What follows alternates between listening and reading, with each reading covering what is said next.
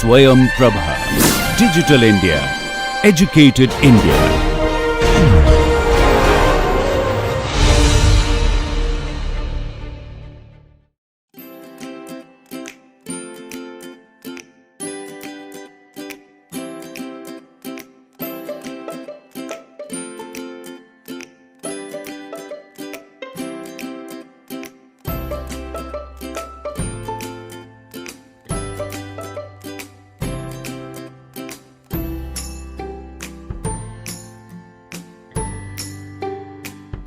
Good afternoon everyone, and we will continue today with the module 6, which is microtexture measurement using EBSD technique in SEM. And in this class we will be continue discussing about Kikuchi diffraction pattern, and this is part 2. So, the concepts that will be covered in this lecture are Gnomonic projection. Second, we will try to give further information regarding the Kikuchi pattern diffraction. So, a little bit of brief about the history of the development of the microtexture analysis and characterization. We will compare convergent beam electron diffraction with respect to electron backscatter diffraction in an SEM, and we will compare the X-ray diffraction technique with respect to the electron backscatter diffraction in an SEM. So, you see a Kikuchi pattern is basically projected on the flat surface, that means the phosphor screen or the camera that on which the Kikuchi pattern is projected. Say for example, if a sample is inside, then the Kikuchi pattern is projected on a flat phosphor screen, something like this, right. But the Kikuchi pattern is basically a gnomonic projection. That means, it has to be projected on a a sphere, right. And if we keep on projecting the sample by rotating the sample, then one can get, or if we can increase and calculate the whole Kikuchi pattern, it will form a kind of a sphere. So, a sample which is kept at the center of the sphere, something like this, is diffracted. Say for example, the electron gun is here and the electron beam is falling, and a diffraction is coming out from a very small part of the sample, a very small volume of the sample, which is basically a part where the sample is single crystal in a polycrystalline sample, right. Even that polycrystalline area which is basically rastered or covered is actually very small, in say few micrometers, right. Now, if the sample is kept at the center O, and if n is the point where the incident beam is falling on the sample on the phosphor screen, that is the center of the projection pattern, then any diffraction pattern which is forming at this position basically should be forming at this particular projection on the point on the sphere. So, whatever we has to project in the sphere, we are basically projecting it on the flat surface. So, it is the spherical projection on which the angular, and it depends upon the angular relationship of that crystal. Okay.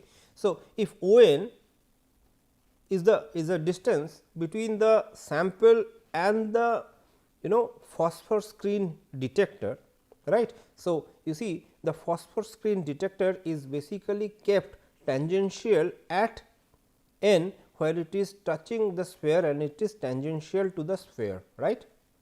And if you see that if the electron beam is incidenting like this, then the beam normal B n or N d is parallel to O n, right, where for a sample which is kept here, the R d and the T d has to be defined, right, or known. So, you see for example, if this direction in this sample, this direction is R d and this particular direction if it is kept T d, then the Kikuchi pattern that has been obtained can be related to the sample reference system in order to get the information of the orientation. Now, as I said earlier that N is basically the diffraction pattern center, and say for example, as I was mentioning earlier that if a diffraction from a particular HKL plane or 2 diffraction, right, 2 Kikuchi lines can be obtained, and if it is at an angle tau, it should be forming on the sphere here, but it forms here on the phosphor screen. So, the diffraction pattern, that is NP is basically related to OL as ON equal to NP equal to tan of ON tan of tau, right. So, NP is equal to ON tan of tau. So, instead of, because it is a gnomonic projection, it has to be this arc which should be equal to ON times tau, tau should be in radian. The angular relationship is now ON times tan of tau. Now, so N, so you see, in case of the electron beam, the theta is so small and the lambda is so small that the diffraction angles thetas are also so small that this tau basically is also very small. So, the difference where NP becomes equal to ON times tan tau in most of the cases becomes equal to ON times tau. Okay. So, if we look further into how the Kikuchi patterns are developed for various HKL planes, we should look into this schematic. This is a schematic where the incident electron beam is falling on a polycrystalline material, and you see, as I said, the incident electron beam, say for example, is falling first at this point and then a Kikuchi pattern is obtained, and then it falls in the next point and then another Kikuchi pattern is obtained and then another next point and then another next, and like that if the whole sampled area is scanned. At a certain time when the Kikuchi pattern is falling, when the incident electron beam is falling on the sample somewhere here on this particular grain, then a certain Kikuchi band will be obtained. So, the schematic of the Kikuchi band can be shown here, and by the, if the distance of the sample with the phosphor screen is known and this is properly calibrated, then the thickness of the bands can be related to 2 theta b, and which is related to the interplanar distance of the particular HKL plane. So, you see the bands have different thickness, therefore, they are of different 2 theta b's, and therefore, they belong to different and specific HKL planes, right. So, once the if this is band 1, this is band 2 and this is band 3, and then from this 2 theta b, if we can find out the the HKL plane or HKL value of Miller indices of band 1, the Miller indices of band 2 and the Miller indices of band 3, then this is the first step where we can get, we got this information, and then what we can do, that we can obtain the information of the Miller indices of this zone excesses, right.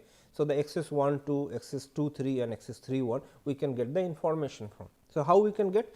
If we do a cross product of band 1 and band 2, we can get the Miller indices of excess 1 2. If we do a cross product of band 2 and band 3, we can get a Miller indices of excess 2 and 3. If we do a cross product of band 3 and band 1, we can get the Miller indices of excess 3 1. And now, as I said that if the distance between the sample and the phosphor screen is well calibrated, then the angle between this axis 1 2 and N d, axis 2 3 and N d and axis 3 1 and N d is basically known. And if we know this angle as say for example, alpha 1 2, alpha 2 3, alpha 3 1, then by using a dot product between that. So, the dot product between the beam normal, that is the direction of the incident electron beam and which is parallel to N d. Say for example, it is some UVW plane. So, one can obtain. So, the relationship between this N d's Miller indices, dot product with the Miller indices of these 3 axes will give you the value of cos of the angular difference between them, and thereby we can obtain N d of the specimen. Similarly, we can obtain R d and T d of the specimen by simpler mathematical calculations, and that we will show you in the next lecture. So, this is the way by which for each Kikuchi pattern obtained out of the millions of Kikuchi patterns that are obtained for a certain sampled area, the N d, R d, T d can be determined in terms of the Miller indices. So, yes, of course, if we have the TEM convergent beam electron diffraction, we can get excess and defect line. If we do the same thing in EBSD, where the calculations to calibrate the sample with the phosphor screen, the distance between that and the angular relationship makes the mathematics little bit of complicated, but we can get the same information in that case also. So, now as the lambda for the electron beam, as I said earlier, is so small that the theta b's are extremely small. So, even if we are projecting on a parallel phosphor screen, it is every diffraction pattern or bands that are forming are very near to the diffraction pattern center, right. So, we can most of the time can consider that the scatter is linearly with the projection angle, that tau that we were trying to explain in the last this slide. So, the typical band that formed like that may look something like this, and this is an example that I will be using, and I will be using this example, and it is given in Introduction to Texture Analysis by Olaf Engler and Valerie Rendell, and I will be using the same example. So, that students can basically see this, understand what is happening, and then also can go to that book and read it to understand in more detail if required, right. So, that they I use the same example because there should not be any deviation in the understanding it to make it easier for the students. Okay.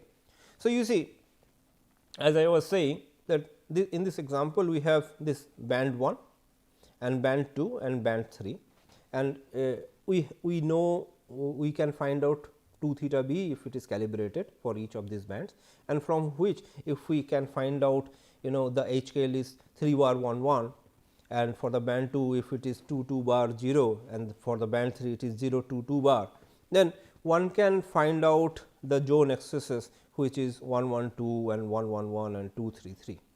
And because it is well calibrated, then we also know alpha 1 2, alpha 2 3 and alpha 3 1. So, one can calculate N d. So, what I mean to say here is that we will give this example in the next lecture class, and we will show how the Kikuchi pattern is basically indexed, and then how the relative positions of the bands and the poles with respect to this external frame of reference R d, T d and the N d, one determines the orientation of the material, right. So, while we observe Kikuchi patterns for various materials of different crystal symmetry, most of the time in case of metallic materials we utilize either it will be we know that it will be either face centered cubic material, body centered cubic material or hexagonal coast cracked material. Most of the time it is either face centered cubic like aluminum, copper and you see austenitic stainless steels, or it could be BCC like you see ferritic steels. Most of the time if you work with ferritic steel, say for example, then it is BCC definitely. So, we obtain specific types of pattern which are representative of either it is coming from FCC or either it is coming from BCC. And you see that usually an experienced person with an experienced eye can tell the difference between the pattern which is obtained, which is coming from FCC or it is coming from BCC by just looking into it.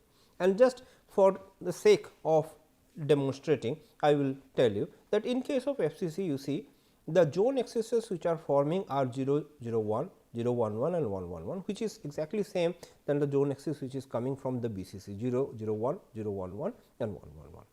But you see in case of FCC the other zone axes are 1, 1, 4, 1, 1, 2, whereas in case of BCC the zone axis is basically 1, 1, 3.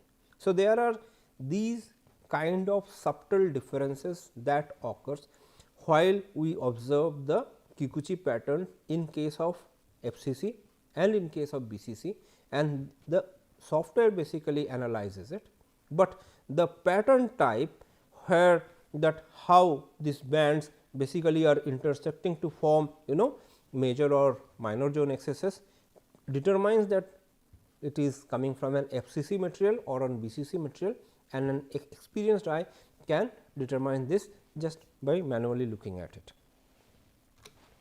So, let us go and to the next this thing and discuss a little bit about the history of the development of the microtexture characterization. So, in 1928 it was Kikuchi who observed the Kikuchi lines in TEM. By he observed that when the samples are thick, then instead of spots he was getting lines, and those lines are also in pairs, and therefore, it was called Kikuchi lines and later it was Kikuchi bands and then Kikuchi patterns. In 1954, back reflected Kikuchi lines are obtained in TEM and it was done by Alam. In 1969 to 1979, the diffraction technique using of in SEM scanning electron microscope was developed slowly, including Kikuchi pattern. So, you see selected area channeling diffraction was initially used, and I gave a very brief information regarding that in the last lecture, and you see that the diffraction is basically back scattered diffraction and without a tilting, and it was done by Joy et al. At Oxford University. So, in this case the practical resolution of this procedure was only 10 micrometer. The spatial resolution of the Kikuchi diffraction pattern was also very small. The steric angle was very less. So, this was not further utilized, but yes, it was a step to develop this Kikuchi pattern analysis and understanding and obtaining orientation information. Then as I said that Cosel diffraction using X-ray diffraction technique, the X-rays that are coming out from the sample are used by Dingley et al. At Bristol University, and the practical resolution of this technique was only 20 microns. So, that is a technique which is there historically present, but it is also an advancement in the technique of understanding this kind of methods, right. So, during this 1969 to 79, EBSD electron backscatter diffraction technique by keeping the samples at 70 degrees was obtained by Venables at Sussex University. So, Venables and co-workers. So, here the resolution basically reduced to 1 micron, which was a much advantage in obtaining microtexture analysis. So, in 1982 to 1984, now computer assisted indexing of EBSD started to develop, and subtraction of background which comes during the Kikuchi diffraction patterns were utilized, and to obtain proper Kikuchi pattern and information of the microtexture of the material. So, in 1990s, slowly fully automated techniques, hardware integrated with softwares are slowly were developing, and EBSD patterns are now indexed using the Hauff transformation technique. And then there were many universities and national labs like Yale, Clausthal University and Riso National Labs were involved in developing this separately. So, in 2000 chemically assisted phase identifications can be done. Now, nowadays you see you can do EBSD of single phase and also of two phase samples, where at the same time while the EBSD is going on, the electron backscattering techniques can be used to chemically to understand the chemical composition or the variation of the chemical compositions of certain of those specific small volume areas of the samples where the Kikuchi pattern has been taken. Now, the EBSD is slowly becoming more and more high resolution, and we have now nanometer say 20 nanometer, 30 nanometer electron beam size, where the interaction volume may not be greater than 50 nanometer can be obtained for various metallic materials to obtain EBSD pattern from such small volume, right. Later developments are like in situ experiments in EBSD, like for example, you see SEM integrated with a heating stage. A sample can be kept and it could be heated while the EBSD is being taken. So, an EBSD of an initial sample is taken to observe that particular area, how the grain size, how deformed it is. For example, it is a rolled sample keeping the RDTD intact, and then it is annealed a little bit. Say for example, it is an aluminum material. So, it is annealed at 150 degrees for half an hour, and the observation of how the grains have increasing could be observed by doing in situ EBSD. And then again the annealing can be done at a little higher temperature, and how the grains are evolving during the annealing process could be observed. So, such kind of in situ experiments. On the other hand, you see tensile stages or fracture stages could be integrated with the SEM, and in which you see one can use a tensile specimen and inside that SEM chamber, and the EBSD is taken initially, and then after a strain of say 5%, and then again EBSD is taken and 10% and 20% like that, and it can be done for compression test or tension test, or some kind of flexural test, or even for fracture toughness experiment looking into the plastic zone. So, various kinds of in situ experiments can be done in EBSD in order to observe the variation in the microstructure and the texture altogether using this quantitative microstructural technique nowadays, and everything is available. So, sometimes some materials are difficult to obtain Kikuchi pattern, and therefore, the EBSD current can be increased or decreased, and for some specific use also the current can be varied, that is the electron beam current can be varied to obtain Kikuchi patterns. So, coming to the comparison between the convergent beam electron diffraction technique in transmission electron microscopy and the electron backscatter diffraction in the scanning electron microscopy. In case of CBED, in abbreviation, the sample preparation is very difficult, right. We have to make thin TEM samples which are extremely difficult to prepare. In case of EBSD, the sample preparation is comparatively much easier. So, it is a thick sample, and we always will have some manual electropolishing or microprocessor controlled electropolishing techniques, where the electropolishing can give a very nice strain free surface to do an EBSD. Yes, of course, the sample preparation for EBSD technique is also difficult in case of certain material, and definitely it is difficult than that of for doing a simple microstructure analysis in an SEM or an optical microscopy, but it is relatively easier as compared to the CBAD technique in TEM. The sampled area is a thin foil because TEM is a transmission technique and EBSD we can get the entire surface. So, large area can be scanned using EBSD, right.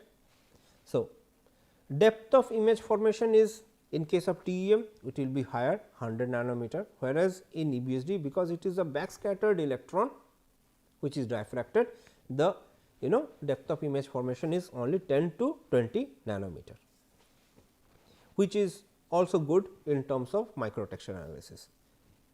In case of TEM, convergent beam electron diffraction technique, the orientation accuracy is very high, 0.1 to 0.2 degrees, right. In case of EBSD, with the more advancement of the techniques, the orientation accuracy is increasing and increasing. So, the angle is reducing and reducing. So, it is now 1 degree to 2 degree in most advanced SEMs. Now, in case of TEM, the beam shape is exactly circular, which is an added advantage, because of which the angular accuracy and the spatial resolution will be always higher in case of TEM. In case of electron backscatter diffraction, the beam is elliptical, right. The sample is tilted at 0 degrees in case of TEM CBED, and it is tilted at 70 degrees to get the optimum EBSD pattern in the phosphor screen, which is almost vertical with respect to the sample, and it is away from the electron beam path, right. The spatial resolution in case of CBED is very high, 5 to 10 nanometer. In case of EBSD, it is usually in a range of 50 to 100 nanometer. However, you see in case of CBED, the steric angle is lower, and in case of EBSD, the steric angle is 5 times than that of the TEM. So, you see another important thing is that the calculation to obtain the information of the crystallographic texture from the EBSD is somewhat complicated because of the geometric tilting of 70 degrees of the sample and the placement of the phosphor screen, which is vertical. In case of CBED, it is easy, right.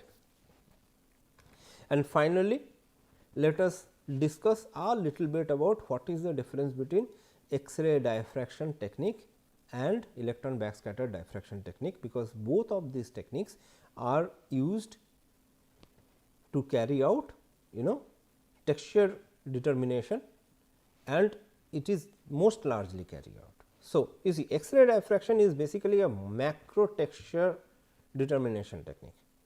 EBSD is a micro texture determination technique. We know what is the difference between the macro texture and the micro texture.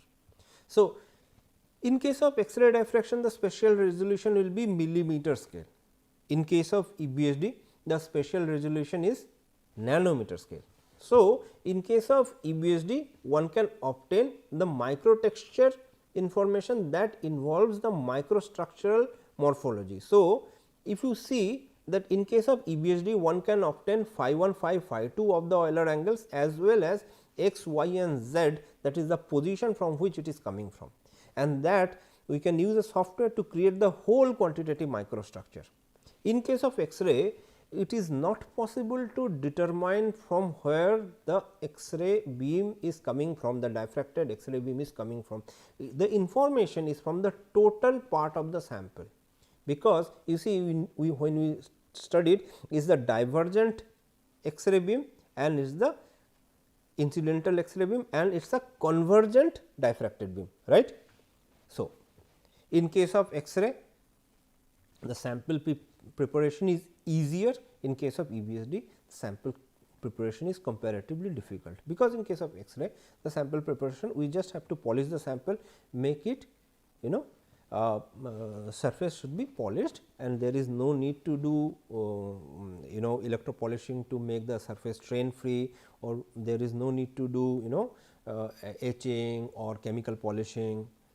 We just need to do get a high surface finish by doing a sandpaper polishing of the sample, and maybe a little bit more like a diamond paste polishing or something.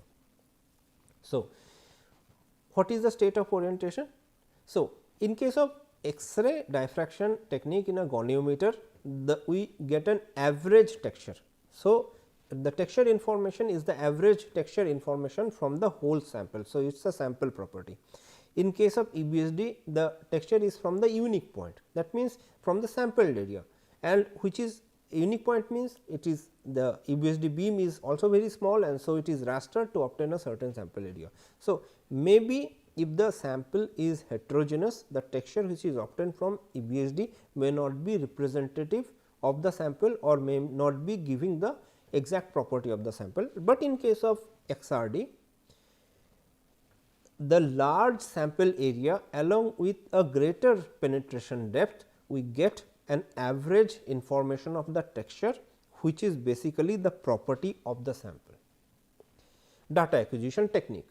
In case of XRD, the data acquisition technique is indirect. Why it is indirect? Because we measure the alpha beta by rotating the sample while the divergent X-ray beam is falling over the sample and the convergent diffracted beam is going above. Now, during that time the sample is rotated in such a way, so that for the whole pole figure the alpha and beta can be scanned.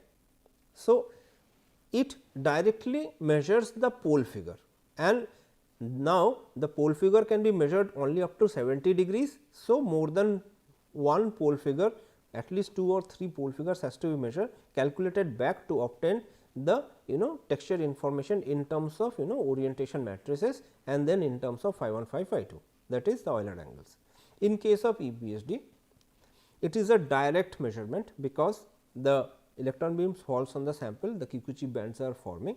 The Kikuchi bands can be directly calculated to obtain the information of the RD, TD and ND in terms of Miller indices, and thereby one can obtain directly the orientation matrices, and thereby from the orientation matrices one can calculate the pole figure, inverse pole figure, orientation distribution functions of an Euler space, and that is it. So, these are the difference between CBED with the EBSD and XRD with the EBSD.